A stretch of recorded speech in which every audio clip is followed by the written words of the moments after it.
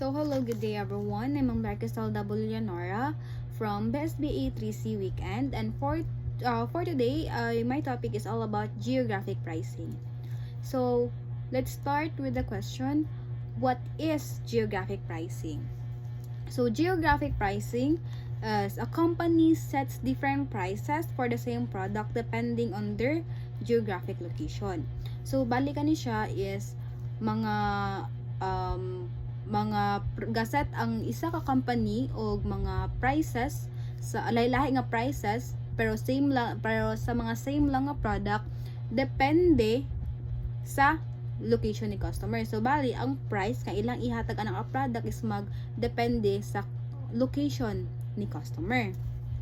So first we have here is cost of distribution, refers to the expenses involved in transporting and delivering goods to customers across different regions. So from the name itself, cost of distribution, so mga expenses nga na-involved sa pag-distribute ng product. So for example, si seller is taga Malay-Balay pa, and then si customer is taga Valencia. So bali, for example, ang product 50 pesos. And then so i-ship ang product in a way of like JNT Express. So naman gina siya shipping fee, no. So ibutang nato nga ang shipping fee is naa sa 35 pesos. So naay ang price sa product is 50 plus add-on nga 35, so it will be 85. Inana ang cost of distribution. Second we have here is local market conditions. Refers to specific economic, competitive, and consumer factors that influence pricing, demand, and business operation in a given geographic area. So for example, atong product is ball pen, and then pilot nga ball pen. Tapos sa Valencia nga market, boom na siya, taas siya og demand. So ang presyo patasan pud ni seller gamay, kitaas man siya og demand. And then we also have here currency fluctuation. It refers to changes in the value of currency relative to another time. So kani siya is katong siyang mga product nga ginasell sa lain nga gawas. So just like dole, so for example, si dole na maliga sa US, and then ang US dollars is nag-increase ang iyahang iyahang rate. So nag-rate or iyahang value. So si dole pod mag-increase po siya og presyo kay nagtaas man ang rate. And then for example, baba pod ang dollar rate. So pababaan pod gamay ni dole ang presyo nga iyang ginasell sa lain nga nasod. We also have here regulatory differences. It refers to the variations in laws, rules, and standard that govern business operation across different regions or countries. So once ka mag-business ta, dili man gyud pwede nga dili ta mo follow sa terms and regulations nga ginakuan sa tuwa sa government. So just like sa BIR nga natay mga taxes nga ginabayaran. And once pod nga mag-ship ta sa itong mga product na apod tay mga terms and regulations nga gina-follow pod ana. So once nga mag-business ta, dili pwede no nga maginansi, dapat makaginansya gyud ta.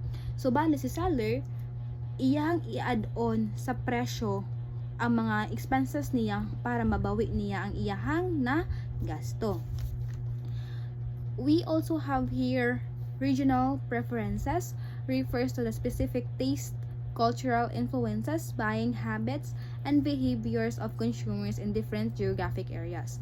So once nga mag-business pud ta, dapat kabaluta or kailata sa to ang mga target market. Kung unsa ang ilahang mga ganahan, kung sa ilahang mga culture, and unsa ilahang mga behaviors para ma-adapt nato siya and then ma-apply nato sa product nga ato ang ibaligya. Kung kani ba kaha ganahan ba ka sila ani, kung unsa ba nakaha ilahang mga kinahanglanon, inana. Kung ganahan ba sila og mga bratuhon lang kanang ma-afford, nya what if ganahan sila mga bratuhon ma-afford kanang mga pangmasa lang daay nga presyo, and then namaligya kag mga branded adto, nya ang mga branded mahalon ba paminaw nimo, mo palit ka sila, mo boom ka na. So just like inana nga mga kind of thoughts. Now let's go to uniform delivered pricing. It is a pricing strategy where a seller charge the same price for a product regardless of the buyer's location, including all transportation costs in the price. So from the name itself, uniform, parihatanan, fair. So fair lang ang price of product, bisag ang customer is layo pa iyahang location, so wala na siya, still 50 pesos lang inana. Flat rate, a pricing strategy where a single price is a charge for a product or service regardless of usage, distance, or another variables that might typically influence pricing. So kaning flat rate is kung ano siya, same lang sila ni uniform delivery pricing, nga same lang yapon ang price nga ilang ginahatag kang customer regardless iyang location. Simplified pricing refers to straightforward pricing strategy that make it easy for consumers to understand the cost associated with a product or service. Bali, si simplified pricing, muna siya tong mga product nga no hidden fees. No hidden fees, like kung 50 pesos sa gyud na siya kanuna, di na siya mumahal, dili na siya mubaba, still consistent na gyud ang price.